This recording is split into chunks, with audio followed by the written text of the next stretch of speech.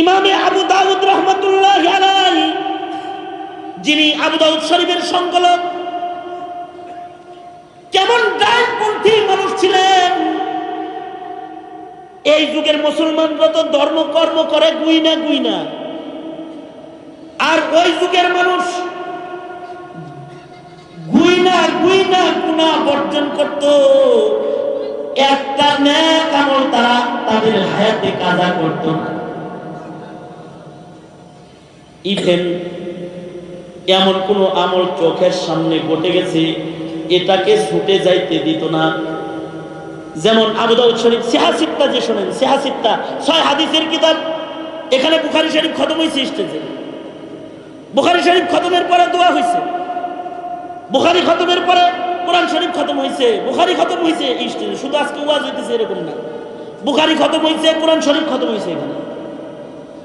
তো বুখারী শরীফ যেমন 6 হাদিসের এক কিতাব, ওরকম আবু দাউদ শরীফও 6 কিতাবের এক কিতাব। এই আবু দাউদ শরীফের সংকলক যিনি, তিনি কেমন ডানপন্থী ছিলেন। একদিন নদীর পাড়ে দাঁড়ায় রয়েছেন, নদীর মাঝখানে নৌকার ভেতর থেকে একজন একটা হাসি দিয়া বলছে আলহামদুলিল্লাহ। হাসি দিয়া আলহামদুলিল্লাহ বলতে হয় না? হাঁচি দিয়েছে এবং হাঁচি দেওয়ার পরে বলেছে আলহামদুলিল্লাহ। এই আলহামদুলিল্লাহর আওয়াজ উজানে দাঁড়িয়ে আছেন ইমাম আবু দাউদ, উনার কানে চলে আসছে। উনি যদি উল্টা দিক থেকে ইয়ারহামুকাল্লাহ বলে, আলহামদুলিল্লাহ বলে, হাঁচির শুকর আদায়কারীর কান পর্যন্ত যাবে না। বাতাস প্রবাহিত হইতেছে আর সে নদীর মাঝখানে ঢেউয়ের আওয়াজ, নৌকার আওয়াজে পারের ইয়ারহামুকাল্লাহ শব্দ নদীর মাঝখান পর্যন্ত পৌঁছাবে না। ইমাম আবু দাউদ এমন ছিলেন যে আমার চোখের সামনে নবীর একটা সুন্নত পড়ে যাবে, আমি এটা হতে দিব না। সাথে সাথে তিনি নৌকা ভাড়া করেছেন 2 টাকা দিয়া। নৌকা ভাড়া করে নদীর মাঝখানে গেছে। যিনি হাসি দিয়ে আলহামদুলিল্লাহ বলছে তার কাছে যায় বলে, ভাই ইয়ারহামুকাল্লাহ, আপনি যে হাসি দিছিলেন আলহামদুলিল্লাহটা আমি শুনছিলাম, সুন্নতের আমল করার লেগে নৌকা ভাড়া করে আসছিলাম। এইরকম একজন ডানপন্থী মানুষ হলেন ইমামে আবু দাউদ রহমাতুল্লাহি আলাইহি। এই সুন্নতের আমল যেদিন করছেন, রাতের বেলায় স্বপ্নে দেখে মদিনার মরুদুলা মুহাম্মাদুর রাসূলুল্লাহ সাল্লাল্লাহু আলাইহি ওয়াসাল্লাম শব্দ যদি ডাকতেছে, আর রাসূল বলতেছে আজকের সুন্নতটার আমল দিয়ে তুই বুঝাই দিছিস তুই আমার সুন্নতকে কত ভালোবাসিস। 2 টাকা দিয়া নাও ভাড়া করস নাই, 2 টাকা দিয়া আল্লাহর জান্নাত কিনে ফেলেছিস। এইরকম একজন বড় মুহাদ্দিস ছিলেন ইমাম আবু দাউদ রহমাতুল্লাহি আলাইহি। এই ইমাম আবু দাউদের কাছে একজন যায় বলে, আপনার ছেলের কাছ থেকে হাদিস শিখতে চাই, আপনি বলুন হাদিস নিব কিনা। আপনি ইনসাফের সাথে আপনার ছেলের দোষ গুণ কিছু আমাদের বলেন। ইমাম আবু দাউদ বলে, সাবধান, হাদিসের বেলায় আমার পোলারে উস্তাদ বানায় না। ধর্মের বেলায় বাপ ছেলের ছাড়ে না। আজকে যদি মাওলানা ইলিয়াস রহমাতুল্লাহ আলাইহি থাকতেন, আজকে যদি ইমামুল হাসান রহমাতুল্লাহ আলাইহি থাকতেন, আজকে যদি ইউসুফ সাহেব রহমাতুল্লাহ আলাইহি বাঁচা থাকতেন, তাহলে তিনারা বলতেন যে সাদ বেশি উল্টা পাল্টা কথা বলে, ওর কাছ থেকে তোরা তাবলীগ শিখিস না, ওর কাছ থেকে তোরা তাবলীগ শিখিস না বলে দিতে। সুবহানাল্লাহ বলে রেডি হয়ে বলেন, আগেই বলেন, কারণ খবরটা দিয়ে নয়, আগেই বললেন না, দেওয়ার সাথে সাথে ডেলিভারিটা যেমন হইব এরকম সুন্দর করে আপনারা, ঠিক আছে? দুনিয়ার ভিআইপি, ছোট ভিআইপি, জান্নাতের ওই ভিআইপি যারা নচে বিনা হিসাব ফেরদাউস, কোনটা ফেরদাউস, কিন্তু জান্নাতুল ফেরদাউস বড়টা। এই যে জান্নাতি বান্দাগুলো আছে 70,000, এদের একা একজনের পেছনে থাকবে 70,000। এরাও বিনা হিসাব আল্লাহর জান্নাত। হাজী সাহেব তো মনে মনে মোটামুটি দোয়া করে বলাইছে, আহা ওর ভিতরে যদি আমি থাকি, বুঝছেন না, মনে মনে ওর ভিতরে থাকার ইরাদা আছে না? এরকম সবার এরকম ইরাদা আছে। আমার এরকম বিশ্বাস তো, আমার এরকম বিশ্বাস উনি যে এখানে দিয়ে খুশি থাকে। না না না, উনি ওখানে আপনার ওখানেই দিব, ওখানেই দিব, আপনারে জান্নাতি দিব ইনশাআল্লাহ। ওই দিব, আল্লাহ পাক জান্নাতি জায়গা দিয়ে দিক। আর বিনা হিসাব জান্নাত দান করুন, করুন আমি। বিনা হিসাব আল্লাহর জান্নাত যাবে 70,000 বিনা হিসাব। এর সাথে আরো থাকবে এক একজনের পেছনে 70,000। এই বয়ান শোনার পরে যেমন আপনাদের অনেকের দিলের খায়েশ হয়েছে, যদি ওইরকম আমিও ওই একজন ভিআইপির লগে চলে যেতে পারতাম, অথবা 70,000 ভিআইপির একজন যদি আমিও হইতে পারতাম, যারা বিনা হিসাব আল্লাহর জান্নাত পাবে। সাহাবায়ে কেরামের সামনে যখন আল্লাহর নবী মুহাম্মদুর রাসূলুল্লাহ সাল্লাল্লাহু আলাইহি ওয়াসাল্লাম এই বর্ণনা দিতেছিলেন, এই সাহাবায়ে কেরামদের ভেতর থেকে একজন সাহাবী লাফ দিয়ে দাঁড়ায় গেছে। হযরত ওকাশা রাদিয়াল্লাহু আনহু তিনি দাঁড়ায় বলতেছেন, ওগো আল্লাহর নবী, আপনি আমার জন্য দোয়া করেন, আল্লাহ যেন ওই 70,000-এর ভিতরে একজন আমাকেও বানায় দেয়।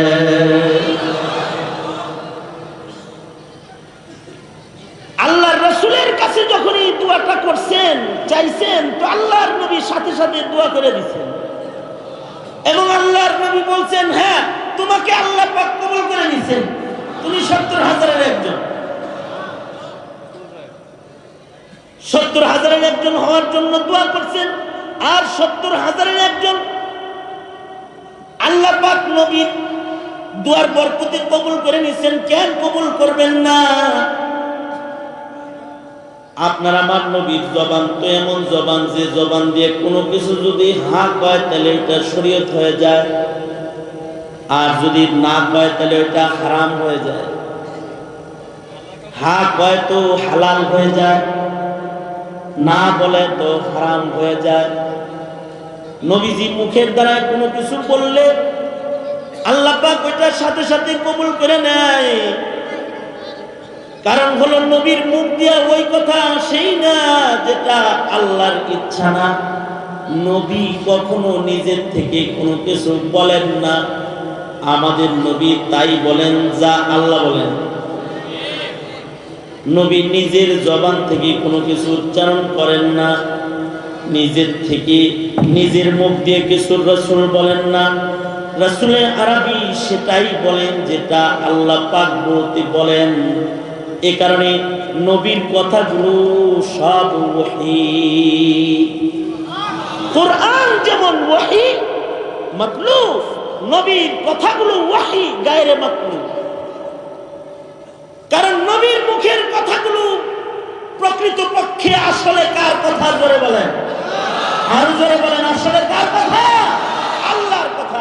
এ কারণে নবীর মুখ দিয়ে যদি কোনো কিছু বাইর হয়, কখনো আমাদের নবী আলাইহিস সালাতু ওয়াস সালামের মুখ দিয়ে যদি আল্লাহর নিয়মের খেলাফও কিছু আল্লাহ বের করেছেন, তো আল্লাহর নবীর সে খেলাফ কথাটাকেও আল্লাহ পাক কবুল করে নিয়েছেন। যেমন আল্লাহ পাকের শরীয়তের বিধান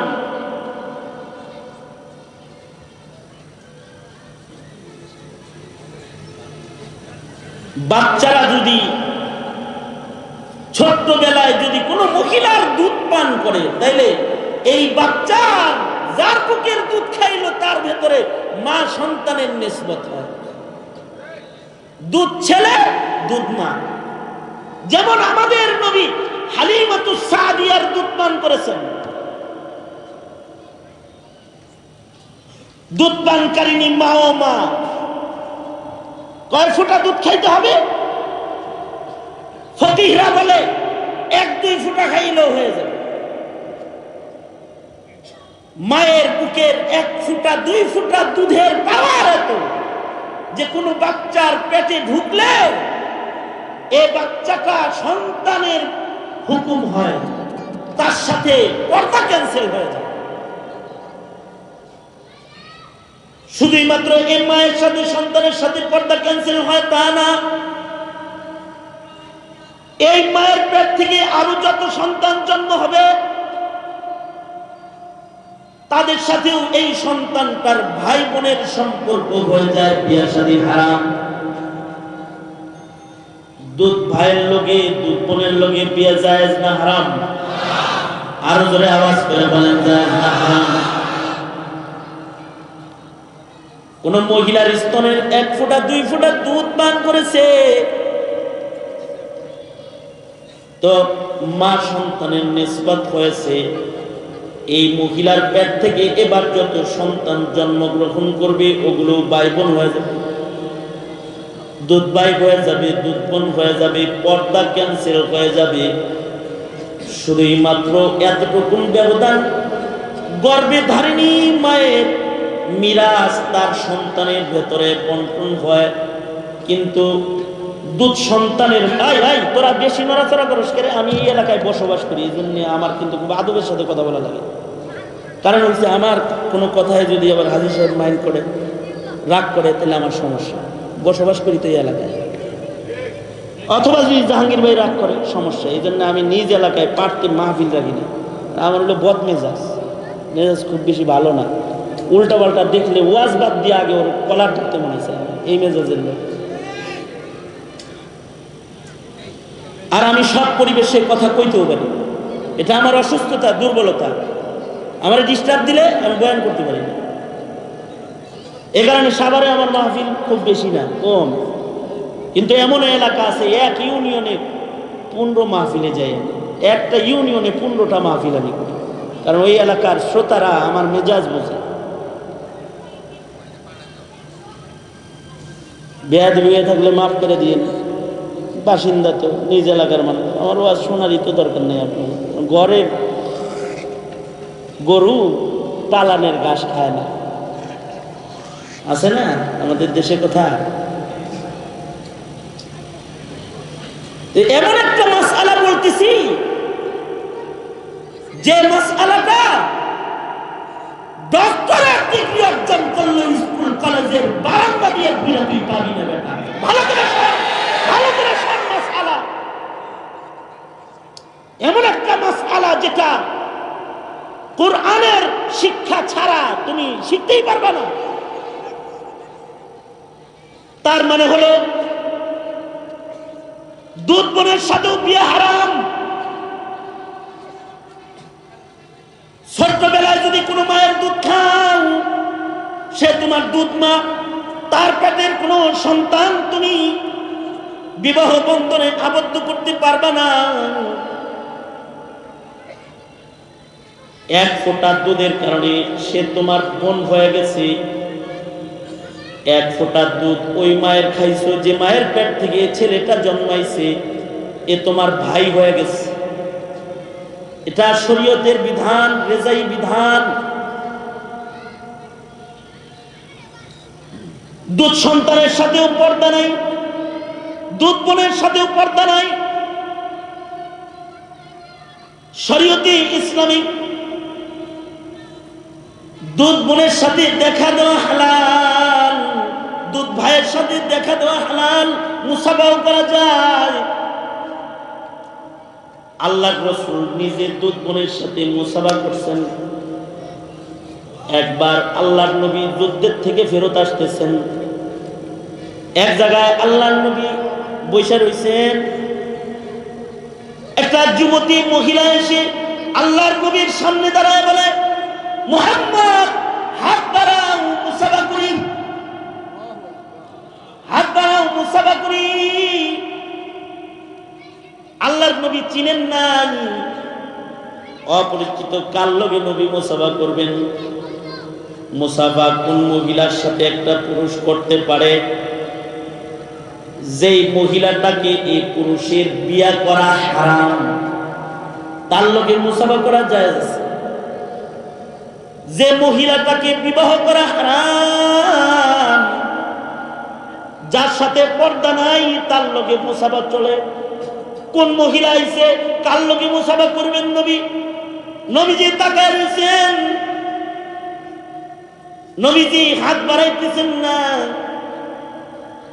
মহিলাটা নবীজিকে বলতেছে, হাত বাড়াও না কেন, দেরি করো কেন, তাহলে কিন্তু গলায় গলা লাগাবো, মনাগা করবো, কিন্তু হাত বাড়াও।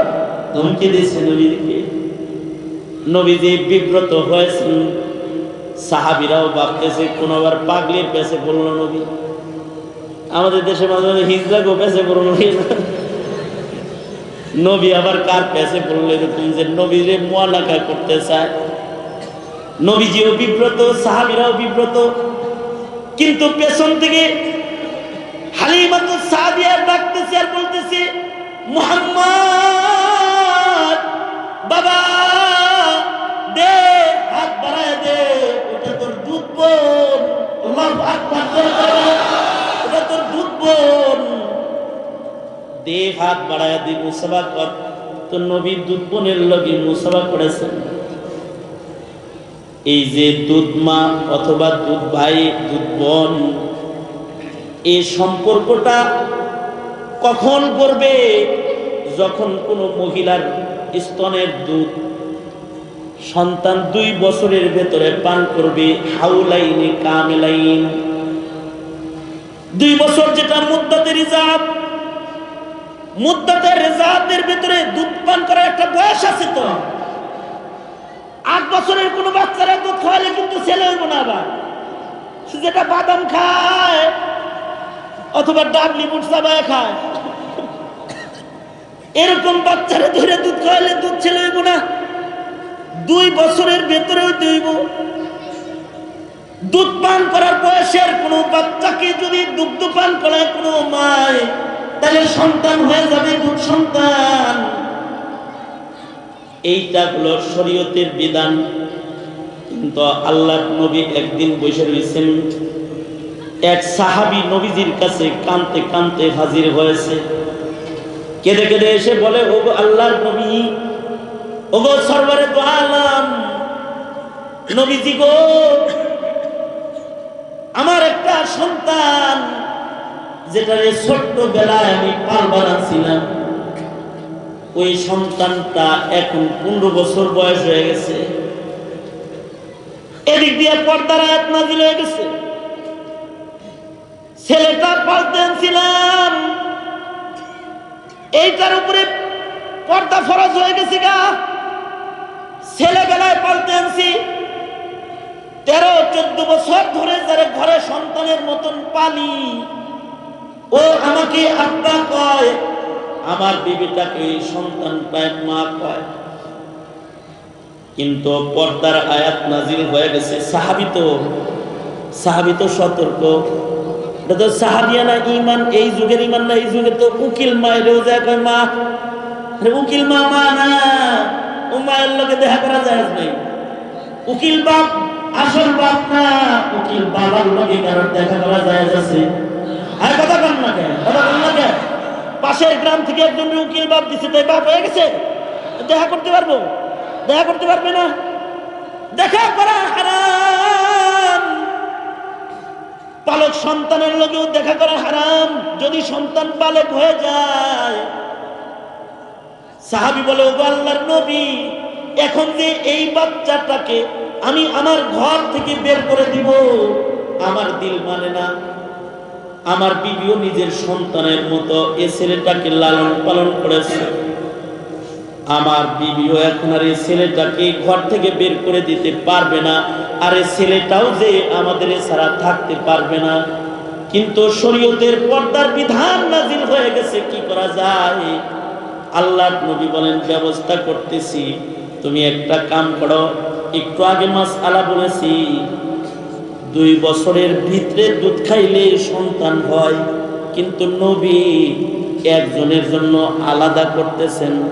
নবী বলে, সবার জন্য বিধান একরকম, কিন্তু তুই তোর সন্তানটাকে তোর বিবির স্তন থেকে কিছু দুধ বের করে একটা পেয়ালায় করে নিয়ে খাওয়ায় দে। আল্লাহরে বলে দিব ছেলে হিসেবে যেন নিয়ে নেয়। আল্লাহু আকবার করে চিল্লায় বলেন আল্লাহু আকবার। সবার জন্য একরকম, কিন্তু একজন আবার 15 বছরে খাইছে। খাওয়াইছেন কে? আরে মুহাম্মাদুর রাসূলুল্লাহ সাল্লাল্লাহু আলাইহি ওয়াসাল্লাম খাওয়াইছেন। নবীর কথার কারণে আল্লাহর স্বাভাবিক নিয়ম 2 বছরের ভিতরে, কিন্তু নবী 15 বছরের ভিতরে কাউরে খাওয়াইছে, সেটাকেও আল্লাহ পাক কবুল করে নিছে। তাহলে নবীর মুখের কথার কত দাম? সেই নবী সাহাবীকে বলতেছে, ওকাশা তুমি 70,000-এর একজন।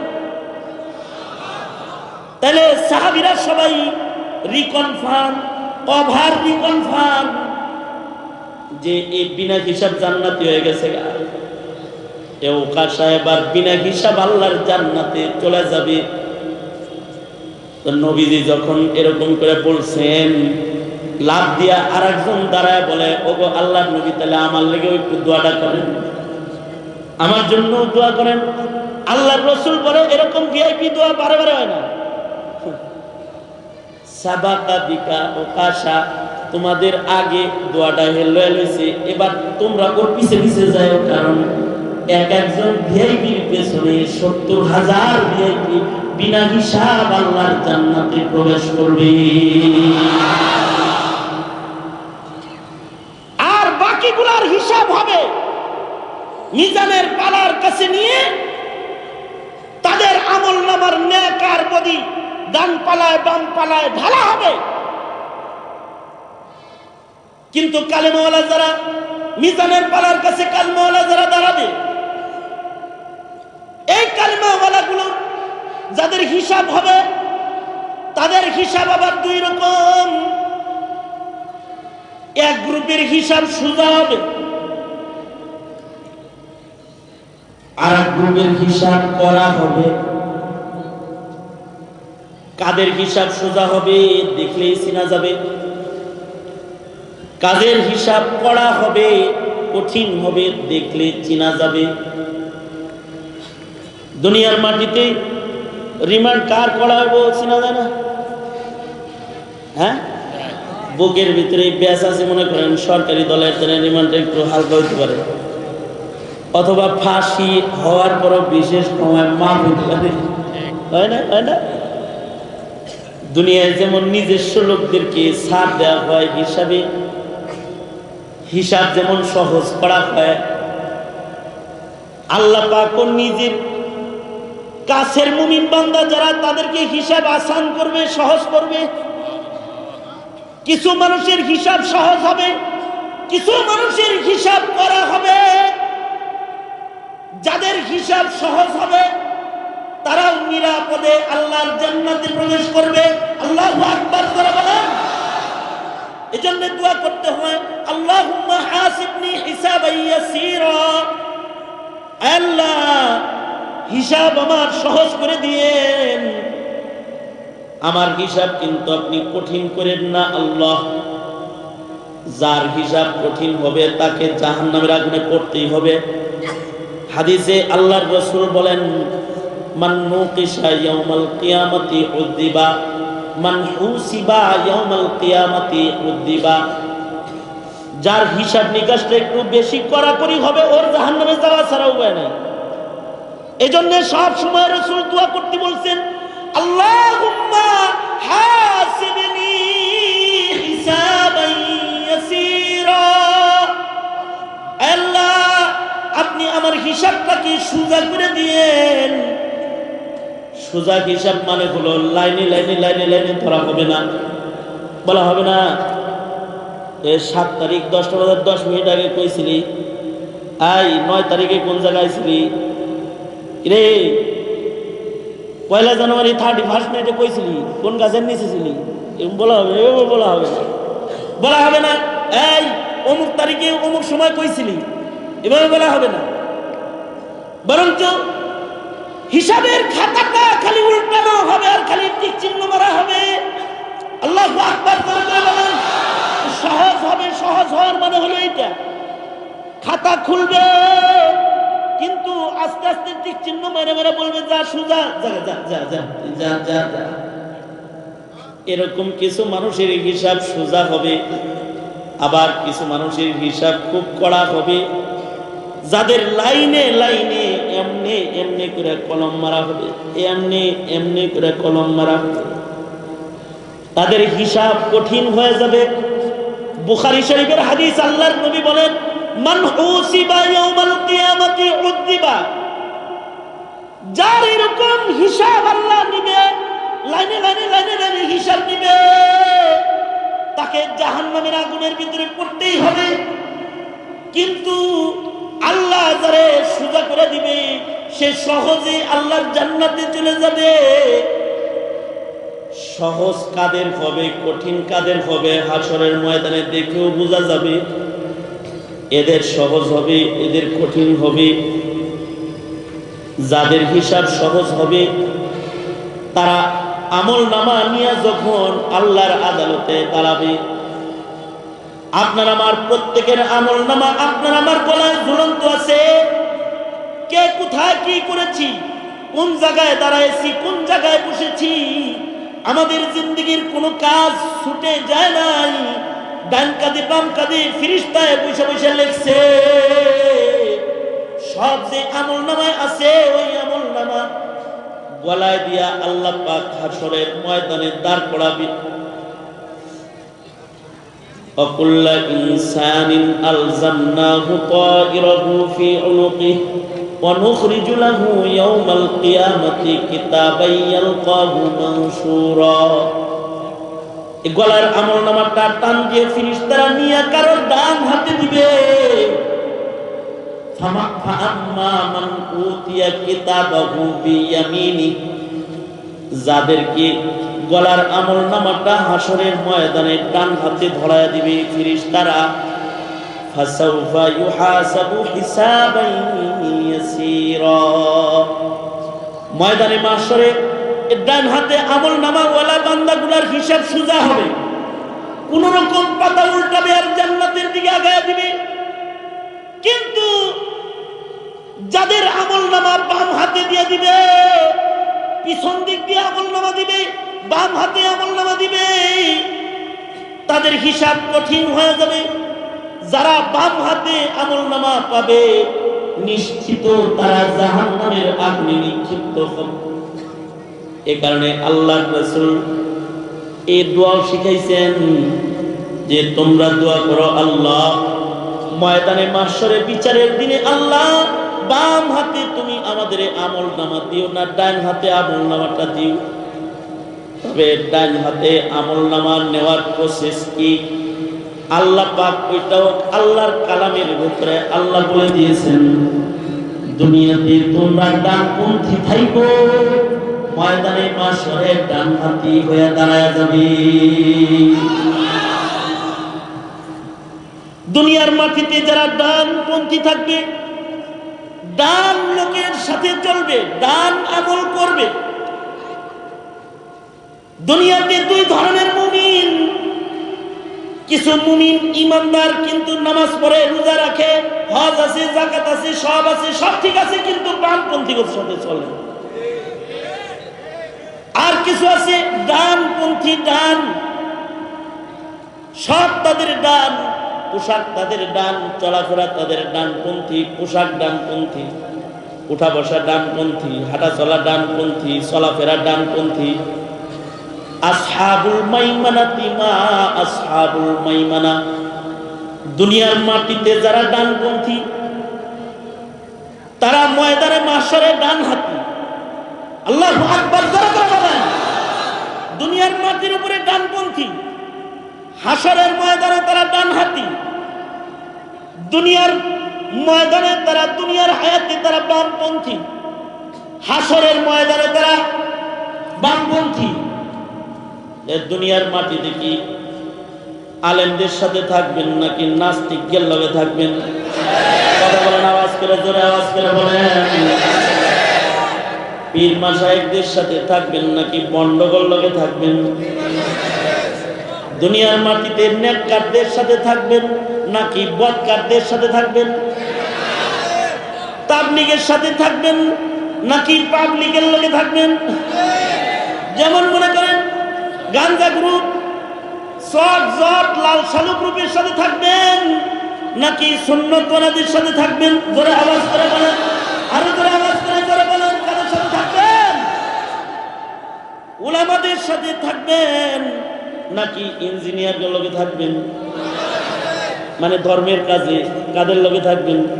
বাড়ি বানানোর সময় ইঞ্জিনিয়ার, আর পেট কাটার সময় ডাক্তার, কিন্তু মাসআলার সময়, আওয়াজ করে জোরে বলেন, মাসআলার সময় পেট কাটার রোগীর দ্বারা, ডাক্তারের দ্বারা ইঞ্জিনিয়ারের কাম হয় না, ইঞ্জিনিয়ারের দ্বারা পেট কাটা হয় না।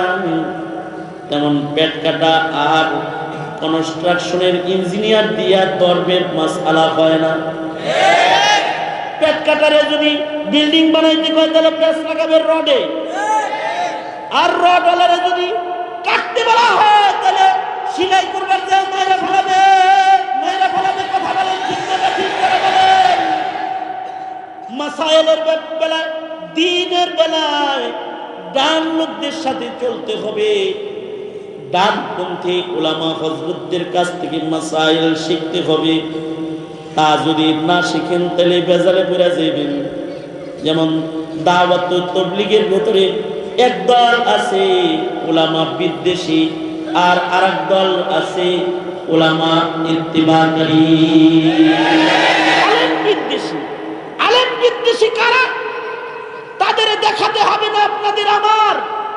আপনারা ডিসেম্বরের 1 তারিখে ইস্তেমার দাওয়াত ও তাবলীগের পবিত্র ময়দান রক্তাক্ত দেখে চিনতে পেরেছেন আপনারা।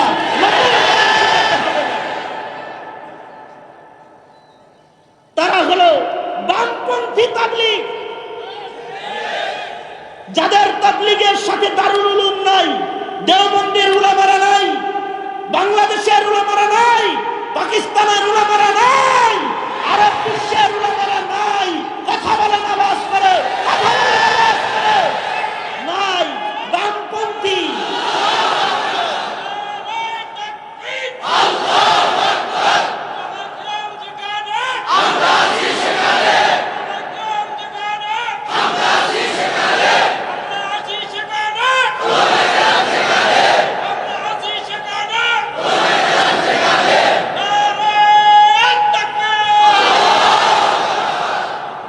কেন তাদের সাথে থাকতে হবে? কারণ ডানাতে আমলনামা লাগবে। কথা বলেন ঠিক না ঠিক না? আরো যারা আওয়াজ করে বলেন আমলনামা কোন হাতে চান? আরো যারা আওয়াজ করে বলেন কোন হাতে চান?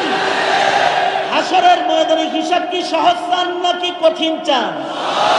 আরো যারা বলেন সহজ চান না কঠিন চান? জীবন যাপন কি কঠিন চান না সহজ চান? সহজ চান। সব নৌকা হয়ে যান, এগুলো সহজ হয়ে গেছে, বারবারই করবেন লাগিয়ে পড়ুন পিছনে। যদি হাশরের ময়দানে সহজ চান তো ডানপন্থী হয়ে যান, উলামাদের পক্ষে হয়ে যান, আলেমদের পক্ষে হয়ে যান, সুন্নতের পক্ষে হয়ে যান।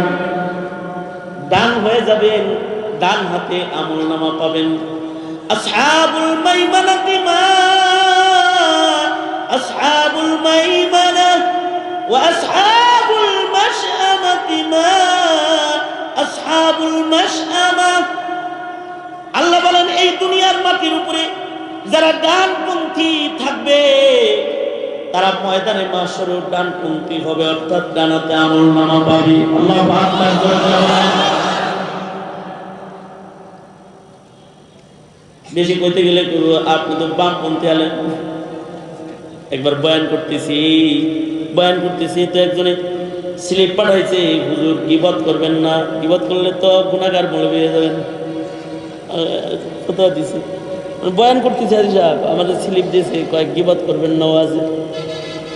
তখন বুঝলাম এটা জাহেল মৌলবী, মূর্খ, দিন শিখছে কিন্তু মূর্খ যে, এই জন্য আমি কথা বলছি।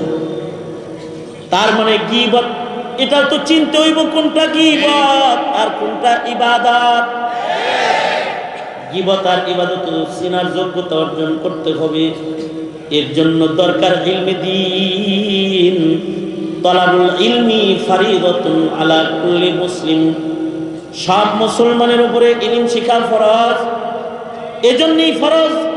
ফরজ ইলম না শিখলে পরে গীবত বুঝবে না, ইবাদত বুঝবে না, হালাল বুঝবে না, হারাম বুঝবে না, সুদ ঘুষ বুঝবে না, বকশিশ বুঝবে না। ঠিক কিনা?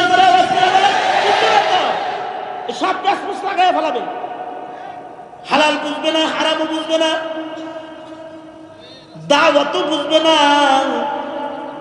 মেহনত বুঝবে না, জুলম তো বুঝবে না। আমার কয় গীবত করবেন না। আমি বললাম যে কি গীবত হয়েছে? কয় যে সাদ সাহেব রয়েছে দিল্লি, হের বদনাম বাংলাদেশে বসে বসে করতেছেন, এটা গীবত না? ওই যে হেরা শুনছে গীবত কাকে বলে? ভাইয়ের অনুপস্থিতিতে ভাইয়ের দোষ আর একজনের কাছে চর্চা করার নাম হলো বলে, মানে ভাইয়ের দোষ ভাইয়ের অনুপস্থিতিতে আর একজনের কাছে বলা, এটাকে কি কয়? এটাকেই বলে গীবত। সাত সাত রয়েছে দিল্লি, হের বদনাম বাংলাদেশে বসে বসে আনসারি সহ করে, মামলা সহ করে, আপনিও করেন, আপনারা সব গীবতকারী মৌলবি যদি বলে। তাহলে আসলে সে গীবত চিনে না আর ইবাদত চিনে না। আরে বোকা, কখনো কখনো দোষ গোপন করা ইবাদত, কখনো কখনো দোষ প্রকাশ করা ইবাদত। আয়াত হাদিসের দলিল পরে আগে যুক্তিতে আসেন।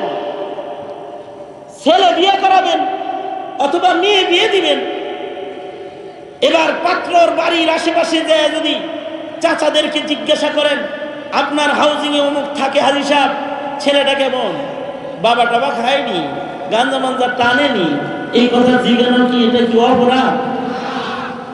হাজি সাহেব যদি খায়ের খা হয়ে বলে আস্তা গাঞ্জা, এইটা কি গীবত? আরে এতটুকুন যদি না বলে তাইলে তো একটা নেককার মেয়ে গাঞ্জাখোরের কাছে ধরা খাবে।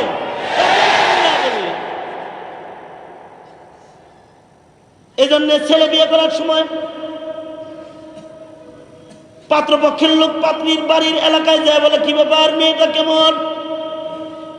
মেয়েটার তো 4 জনের লোকে প্রেম আছে, বলে দিচ্ছে।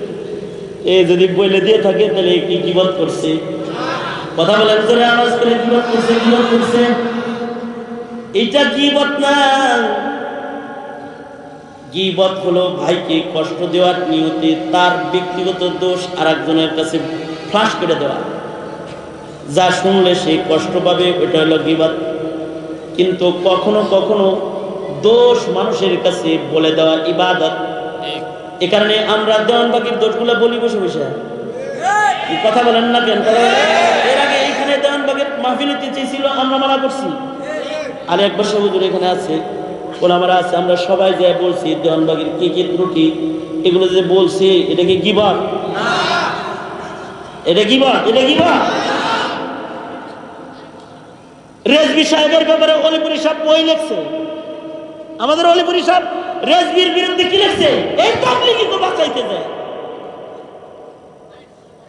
রেজবির লোকে নেত্রকোনায় আল্লামা অলিপুরি বহাস করছে, দাওয়াত তাবলীগ ওয়ালাদেরকে মসজিদে হেফাজত করতে যায়। রেজবির বিরুদ্ধে বই লিখছে। এখন রেজবির দোষ লেখা কলম দিয়ে ছেড়ে দিছে, এটা গীবত লিখে ছেড়ে দিছে। কথা কেন না কেন? কেউ যদি খারাপ কর্ম করে, যার খারাপ কর্মের প্রভাবে ভালো মানুষ খারাপ হতে পারে, তো ও কুকর্ম সম্পাদনকারীর কালো চেহারাটা খুইলা জাতির কাছে তার কালো চেহারা ধরে দেওয়া, এটা হলো ইবাদত। আওয়াজ করে বলেন, জোরে আওয়াজ করে বলেন। এই কাম, এটার উপরেও আলাদা পড়াশোনা আছে।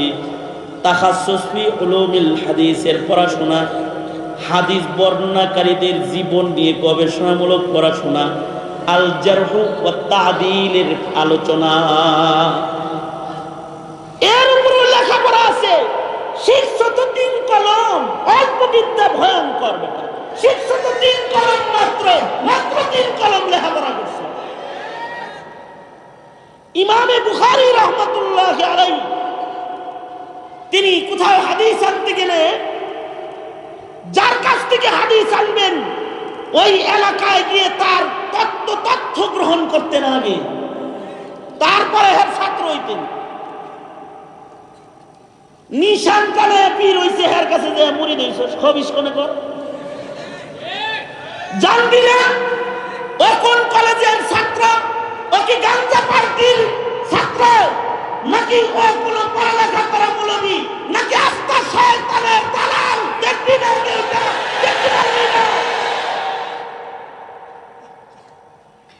যার তার কাছ থেকে শিখার লেগে ছাত্র হয়ে গেছে, মুরিদ অনুসারী হয়ে গেল।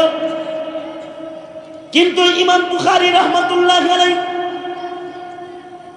কোন এলাকায় যদি ইমাম বুখারী যাইতেন হাদিস আনার জন্য, ওই এলাকায় যে মুরিদদের জিজ্ঞাসা লোকটা কেমন, এই লোকটার কি হালত বলেন। আরে মিয়া, যদি কেউ খালি মাথায় হাঁটার অভ্যাস আছে, এতটুকু বদভ্যাস যদি কারোর থাকতো, শুনেন এটা আজব খবর শুনুন। মানে হাদিস আনার জন্য গেছে কোন জায়গায় হাদিস আনতে গেছে, যেই মুহাদ্দিসের কাছ থেকে হাদিস আনবার গেছে ওই মুহাদ্দিস সাহেবের স্বভাব হইল টুপি খুলে আটে, নামাজের টাইমে টুপি পড়ে কিন্তু রাস্তায় টুপি খুলে খালি হাঁটে। তো তার কাছ থেকে হাদিস নিত না, কারণ কি এটা টুপি খুলে রাস্তায় হাঁটে। এই প্রবণতা এখনো আমাদের দেশেও আছে। ইমাম সাহেবের চাকরি গেছে গেঞ্জি গায়ে বাজারে গেছে দেখে, মাশাআল্লাহ ওই মসজিদে এমন মুসল্লি আছে যে বেহায়া ইমামের পিছনে নামাজ পড়বে না। হ্যাঁ, আমরা নামাজ পড়ি আর এই হুজুর গেঞ্জি গায়ে দিয়ে রাস্তা দিয়ে ঘুরে, এর পিছনে নামাজ পড়া যাবে না। এটা ঈমান, এটা কি জোরে বলেন, এটা কি এই কথা কষ্ট না, এটা কি ইমাম সাহেব খালি গায়ে হাঁটে কেন? সেন্ডু গেঞ্জি গায়ে দিয়ে হাঁটে, ওর কাছ থেকে বুঝি হাদিস পড়বে। আরে হাফ প্যান্ট করে ঘুরে এমন মুসলমানেও সেন্ডু গেঞ্জি গায়ে দিয়ে হাঁটে, তার পেছনে নামাজ পড়তে চায় না। ওই কি লেগে পড়ো না তুমি যে হাফ প্যান্ট, আমি হাফ প্যান্ট, তাতে কি নামাজটা পড়বো? এটা তো আর হাফ প্যান্ট না। যার পিছে পড়বো হের বগলের চুলমুল দেখা যাইতেছে, হের কাছে পড়বো না। এই প্রবণতা এটা এখনকার মুমিনের ভিতরে আছে। আগের জমানার মুমিনরা কারোর কাছ থেকে হাদিস নিলে আগে দেখতো লোকটা কেমন। ইমাম বুখারী রাহমাতুল্লাহ আলাইহি লম্বা সফর করে এক জায়গায় গেছেন, এক মুহাদ্দিসের কাছ থেকে একটা হাদিস আনার জন্য গেছেন।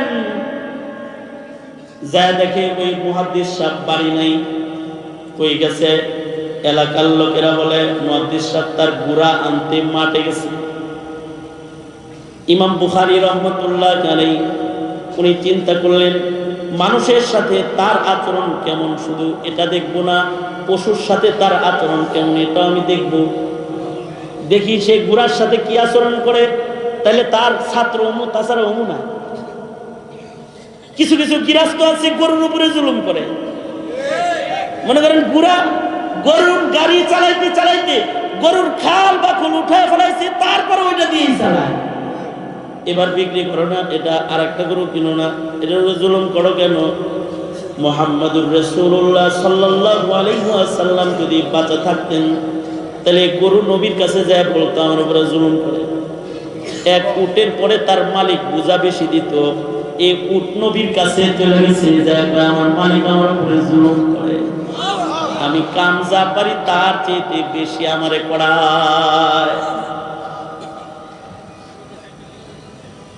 পশু পাখির উপরেও জুলুম নাই, আর ইনসানের উপরে জুলুম, এ তো অনেক পরের কথা। পশু পাখির রক্ত নিয়ে খেলা করার ইজাজত ইসলামী শরীয়তের ভেতরে নাই। সেখানে তো মুসলমানের রক্ত নিয়ে খেলা, মুসলমানের ইজ্জত নিয়ে খেলা, প্রকাশ্যে দিবালোকে মানুষের সামনে, উঠানের ভেতরে, সন্তানদের সামনে, ক্ষমতার দাপটে নারীর ইজ্জত লণ্ঠনের খেলার আমল, নারীর ইজ্জত লণ্ঠনের খেলার আমল এসেছে। কিন্তু একটা পশু পাখির উপরেও জুলুম করা যাইত না। মানুষ তার সাথে কথাই বলতো না যে পশুর উপরেও জুলুম করে। ইমাম বুখারী রাহমাতুল্লাহি আলাইহি তিনি দৌড়ায় মাঠে চলে গেলেন এটা দেখার জন্য মুহাদ্দিস সাহেব ঘোড়ার সাথে আচরণটা করে কি। যায় দেখে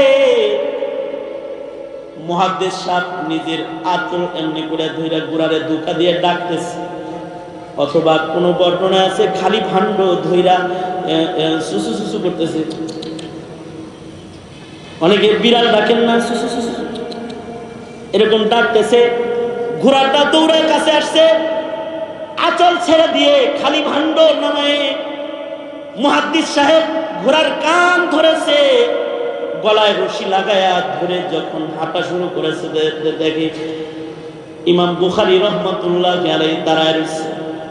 কি বাবা তুমি কোত্থেকে আসছো? কে তুমি? মুহাম্মদ ইবনে ইসমাইল বুখারী, আমি হাদিস নিতে আইছো বুঝি বাবা তুমি আমার কাছে? জি আপনার কাছে হাদিস নিতেই তো আসছিলাম, কিন্তু বাবা আপনার কাছে মাপ চাই, আপনি ও হাদিসটা উচ্চারণ করেন না। যার তার কাছ থেকে হাদিস সংগ্রহ করে আমার কিতাবে আমি যার তার হাদিস ঢুকাইতে চাই না। পশুর সাথে যে ধোঁকাবাজি করতে পারে সে মানুষের সাথেও ধোঁকাবাজি করতে পারে। আপনার মতো দুর্বল মানুষের কাছ থেকে আমি হাদিস শিখতে চাই না। এটা ছিল আগের জমানার ঈমান, এটা ছিল আগের জমানার ডান বামের হিফাজত। আর তোমরা তো এখন মৌলবীও ডান দেখা চিনো না, পীরও ডান দেখা ধরো না, বামপন্থী গাঞ্জা খোররে পীর বানাও। আর কোট টাই পড়া কোরআন শরীফ শুদ্ধ করে পড়তে পারে না, 2 রাকাত নামাজের ইমামতি করার যোগ্যতা নাই, তার ওয়াজ শোনো।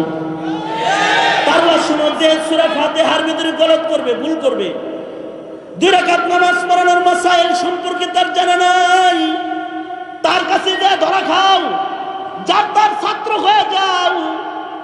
আবার যদি কেউ তোর ধরায় দেয় তাও তুমি দোষ মানো না, এটা কত বড় মুখানি। দোষ কেউ ধরায় দিলে তাও তুমি মানো না। আর আগের জামানায় হইল বাপ যদি সন্তানের দোষ ধরায় দিত, সন্তান যদি বাপের দোষ বর্ণনা করত, এটাও কেউ খারাপ মনে করত না, কারণ এটা একটা ঈমান। যেমন ইমাম বুখারী রাহমাতুল্লাহি আলাইহির একজন উস্তাদ ছিলেন আলী ইবনুল মাদিনী রাহমাতুল্লাহি আলাইহি, যিনি সুবিখ্যাত এক মুহাদ্দিস ছিলেন। ইমাম বুখারী ও আলী ইবনুল মাদিনীর ছাত্র। একদিন লোকেরা আলী ইবনুল মাদিনীকে যা বলে, ও আলী ইবনুল মাদিনী, আমরা আপনার বাবার কাছে হাদিস শিখতে চাই, আপনার বাপের ছাত্র হতে চাই, আপনি কি বলেন আপনার বাবার ব্যাপারে বলেন। আলী ইবনুল মাদিনী বলে, আরে মিয়া, আমার বাপ সম্পর্কে আমার কাছে জিজ্ঞাও কেন? আমার বাবার দোস্ত বাঁচা আছে, আহমদ বিন হাম্বল এখনো জীবিত আছে, ওনার কাছে যায় আমার বাপ সম্পর্কে জিজ্ঞাও।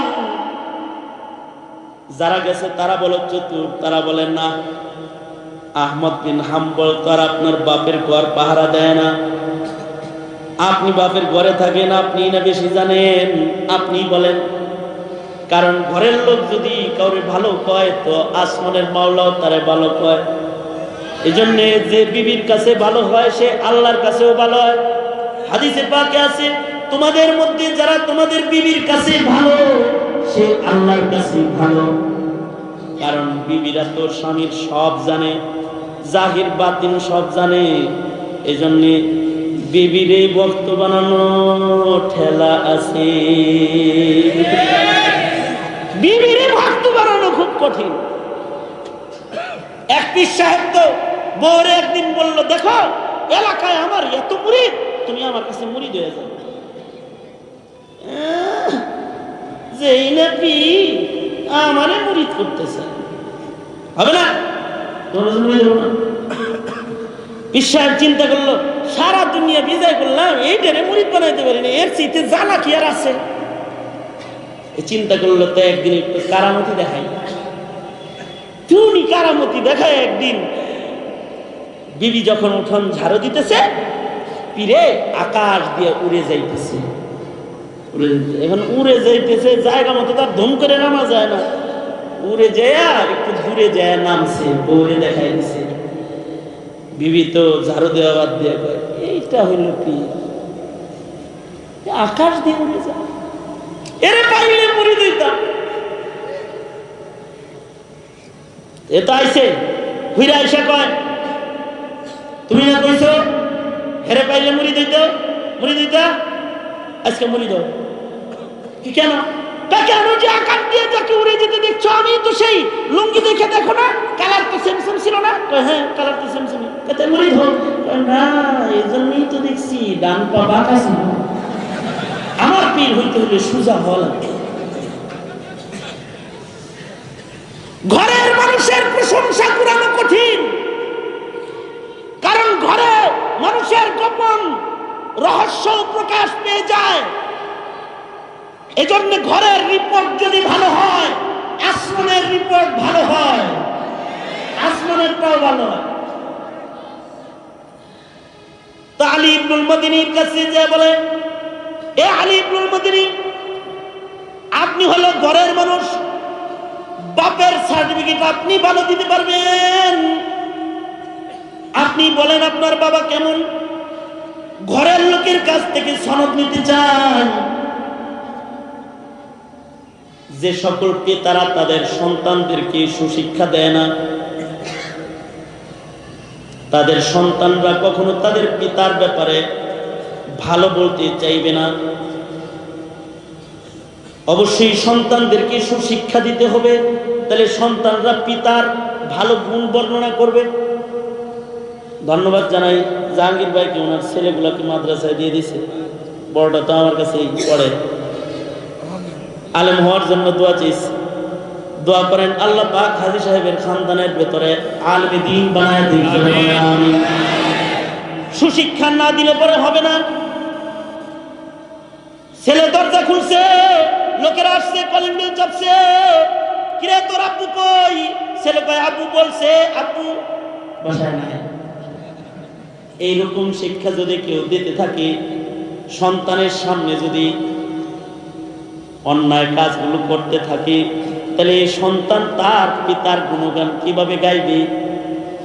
ঘরে বুজুর্গ হয়ে যেতে হবে, ঘরে তাহাজ্জুদ গুজার হয়ে যেতে হবে, ঘরে জিকির করনেওয়ালা হয়ে যেতে হবে।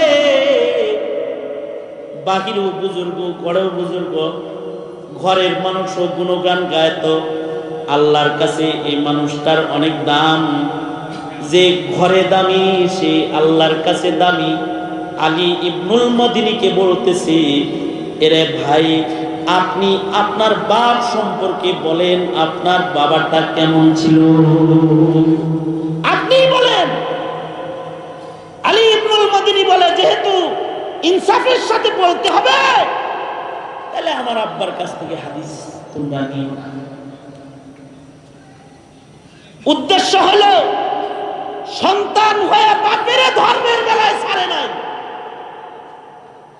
আর তুমি ধর্মের বেলায় দিল্লির দালালকেও ছেড়ে দাও, দালালকে তাকেও ছেড়ে দাও, ইহুদির দালালি করে তারেও ছেড়ে দাও, বাপেরও ছাড়ে নাই। ছয় বড় হাদিসের কিতাবের একটা হাদিসের কিতাব হলো আবু দাউদ শরীফ। ইমামে আবু দাউদ রাহমাতুল্লাহি আলাইহি, যিনি আবু দাউদ শরীফের সংকলক, কেমন ডানপন্থী মানুষ ছিলেন। এই যুগের মুসলমানরা তো ধর্ম কর্ম করে গুইনা, আর ওই যুগের মানুষ গুইনা গুনাহ বর্জন করত। একটা নেক আমল তারা তাদের হায়াতে কাজা করত না। ইভেন এমন কোন আমল চোখের সামনে ঘটে গেছে, এটাকে ছুটে যাইতে দিত না। যেমন আবু দাউদ শরীফ সিহাসিত্তা, যে শোনেন সিহাসিত্তা, 6 হাদিসের কিতাব। এখানে বুখারী শরীফ খতম হয়েছে স্টেজে, বুখারী শরীফ খতমের পরে দোয়া হয়েছে, বুখারী খতমের পরে কোরআন শরীফ খতম হয়েছে, বুখারী খতম হয়েছে। শুধু আজকে ওয়াজ হইতেছে এরকম না, বুখারী খতম হয়েছে, কোরআন শরীফ খতম হয়েছে এখানে। তো বুখারী শরীফ যেমন 6 হাদিসের এক কিতাব, ওরকম আবু দাউদ শরীফও 6 কিতাবের এক কিতাব। এই আবু দাউদ শরীফের সংকলক তিনি কেমন ডানপন্থী ছিলেন। একদিন নদীর পারে দাঁড়ায় রয়েছেন, নদীর মাঝখানে নৌকার ভেতর থেকে একজন একটা হাসি দিয়া বলছে আলহামদুলিল্লাহ। হাসি দিয়া আলহামদুলিল্লাহ বলতে হয় না? হাঁচি দিয়েছে এবং হাঁচি দেওয়ার পরে বলেছে আলহামদুলিল্লাহ। এই আলহামদুলিল্লাহর আওয়াজ উজানে দাঁড়িয়ে আছেন ইমাম আবু দাউদ, উনার কানে চলে আসছে। উনি যদি উল্টা দিক থেকে ইয়ারহামুকাল্লাহ বলে, আলহামদুলিল্লাহ বলে, হাঁচির শুকর আদায়কারীর কান পর্যন্ত যাবে না। বাতাস প্রবাহিত হইতেছে আর সে নদীর মাঝখানে ঢেউয়ের আওয়াজ, নৌকার আওয়াজে পারের ইয়ারহামুকাল্লাহ শব্দ নদীর মাঝখান পর্যন্ত পৌঁছাবে না। ইমাম আবু দাউদ এমন ছিলেন যে আমার চোখের সামনে নবীর একটা সুন্নত পড়ে যাবে, আমি এটা হতে দিব না। সাথে সাথে তিনি নৌকা ভাড়া করেছেন 2 টাকা দিয়া। নৌকা ভাড়া করে নদীর মাঝখানে গেছে। যিনি হাসি দিয়ে আলহামদুলিল্লাহ বলছে তার কাছে যায় বলে, ভাই ইয়ারহামুকাল্লাহ, আপনি যে হাসি দিছিলেন আলহামদুলিল্লাহটা আমি শুনছিলাম, সুন্নতের আমল করার লেগে নৌকা ভাড়া করে আসছিলাম। এইরকম একজন ডানপন্থী মানুষ হলেন ইমামে আবু দাউদ রাহমাতুল্লাহ আলাইহি। এই সুন্নতের আমল যেদিন করছেন, রাতের বেলায় স্বপ্নে দেখে মদিনার মরুদুলা মুহাম্মাদুর রাসূলুল্লাহ সাল্লাল্লাহু আলাইহি ওয়াসাল্লাম শব্দ যদি ডাকতেছে, আর রাসূল বলতেছে আজকের সুন্নতটার আমল দিয়ে তুই বুঝাই দিছিস তুই আমার সুন্নতকে কত ভালোবাসিস। 2 টাকা দিয়া নাও ভাড়া করস নাই, 2 টাকা দিয়া আল্লাহর জান্নাত কিনে ফেলেছিস। এইরকম একজন বড় মুহাদ্দিস ছিলেন ইমাম আবু দাউদ রাহমাতুল্লাহ আলাইহি। এই ইমাম আবু দাউদের কাছে একজন যায় বলে, আপনার ছেলের কাছ থেকে হাদিস শিখতে চাই, আপনি বলুন হাদিস নিব কিনা। আপনি ইনসাফের সাথে আপনার ছেলের দোষ গুণ কিছু আমাদের বলেন।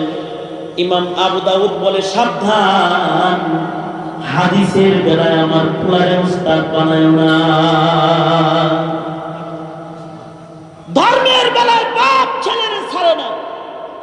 আজকে যদি মাওলানা ইলিয়াস রহমাতুল্লাহ আলাইহি থাকতেন, আজকে যদি ইমামুল হাসান রহমাতুল্লাহ আলাইহি থাকতেন, আজকে যদি ইউসুফ সাহেব রহমাতুল্লাহ আলাইহি বাঁচা থাকতেন, তাহলে তিনারা বলতেন যে সাত বেশি উল্টা পাল্টা কথা বলে, ওর কাছ থেকে তোরা তাবলীগ শিখিস না, ওর কাছ থেকে তোরা তাবলীগ শিখিস না বলে দিতে।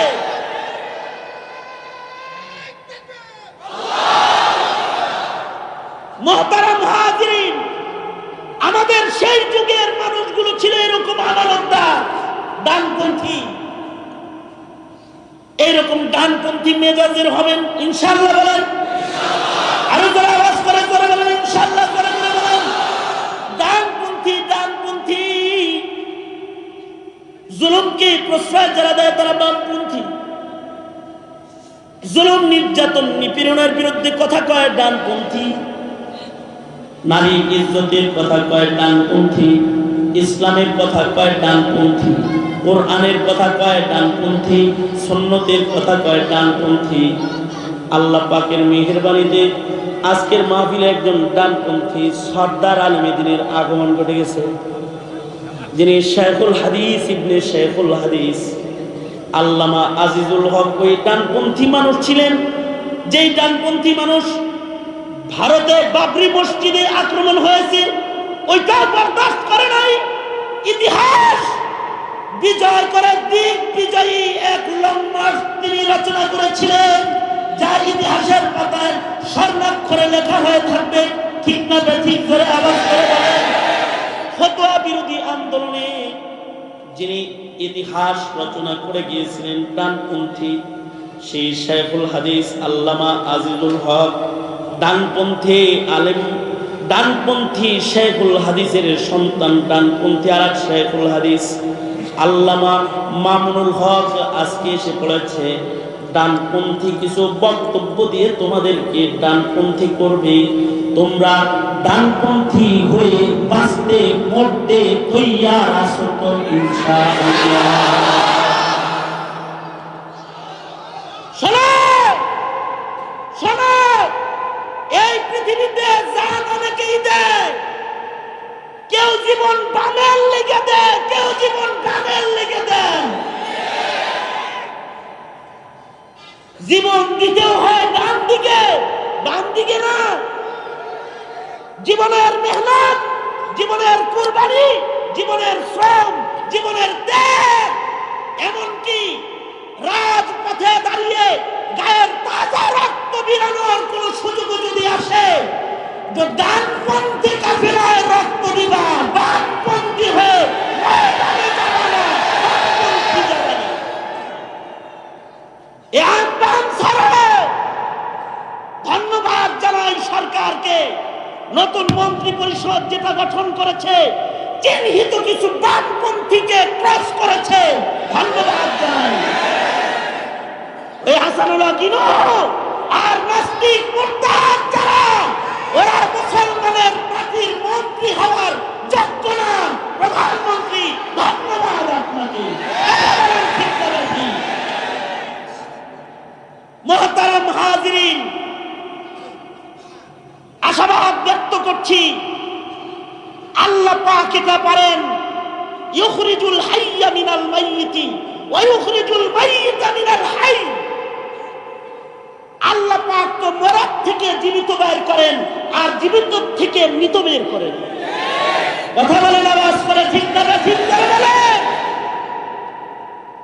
আমরা আশা করব ক্ষমতার মসনদে আল্লাহ পাক যাদেরকে নিয়েছেন, যারা মসনদে বসে গেছে, যেই মালিক দিন থেকে মুরগি বের করে মরা দিন থেকে, যেই মালিক জীবিত মানুষের পেট থেকে মৃত মানুষ জন্ম দেয়, সেই মালিক আজও আরশে বসা রয়েছেন। আশা হারাই নাই, বিশ্বাস করি হতে পারে আল্লাহ পাক তাদেরকে দিয়ে এমন কাজ করাবেন যা আলেমরা করত। হতে পারে, দোয়া করুন আল্লাহ এদেরকে দান মেহনতের জন্য কবুল করে। যারা বলুন আমি, আরো করে আওয়াজ করে বলুন আমি। তবে বাংলার মাটিতে বাম প্রশ্রয় দেয়া হয় নাই, এদেশের মাটিতে উলামারা বাঁচা থাকতে বাম প্রশ্রয় দেয়া হবে না। প্রয়োজন মধ্যে আলেম যারা রয়েছে, এখানেও যারা রয়েছে, এর সাভারে কোনো বাম প্রশ্রয় হবে না। প্রয়োজন মধ্যে সাভারের প্রতিটা আলেম তার কাফন গায়ে, গায়ের খুন, তাজা খুন রাজপথে ঢালবে। বামকে মাথা উঁচু করে দাঁড়াতে দেয়নি, দিবে না, দিবে না, দিবে না, হতে পারে, হতে পারে না।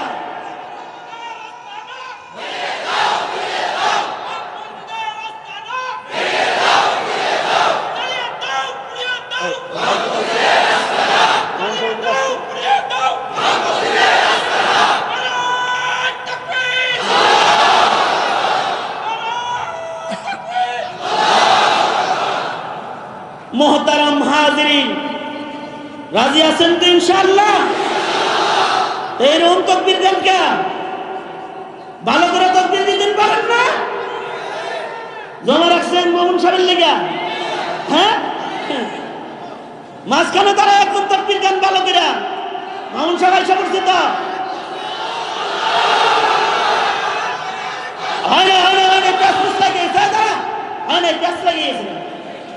একজন দাঁড়িয়ে তাকবীর দেন, সবাই কণ্ঠ মিলান।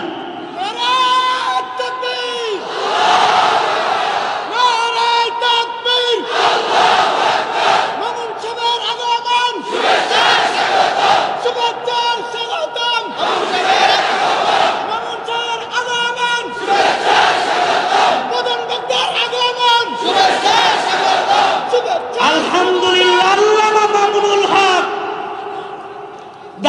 ডানপন্থী সরকার এসে পড়েছে। যুব সমাজকে যার বক্তব্য জাগরণ সৃষ্টি করে ডানপন্থী মনোভাব পয়দা করে, আর ডানপন্থী মনোভাবকে হৃদয় থেকে বের করে যার বক্তব্য তিনি এসে গেছে। আল্লাহ পাক ওনার নেক হায়াতে বরকত দান করুক। আমাদের এই মার্কাজুত তারবিয়ার ভিত্তিপ্রস্তর এবং প্রথম ঢালাইয়ের প্রথম ঢালাইটা ওনার দ্বারা শুরু হয়েছে আলহামদুলিল্লাহ। এবং মার্কাজুত তারবিয়ায় হাজী সাহেবের অনেক বড় অবদান, জাহাঙ্গীর ভাইয়ের অবদান, সকলের অবদান, এবং এই বিল্ডিং এর কাজ জাহাঙ্গীর ভাই নিজে তদারকি করতেছেন।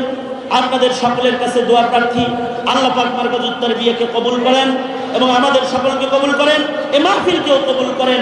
এই আশাবাদ ব্যক্ত করে আমি আমার সংক্ষিপ্ত আলোচনা এখানেই শেষ করতেছি। जो कुछ हुआ या रब तेरे करम से, जो कुछ होगा तेरे करम से ही होगा। व आखिर दावाना अल्हम्दुलिल्लाहि रब्बिल आलमीन। अस्सलामु अलैकुम व रहमतुल्लाहि व बरकातुहू।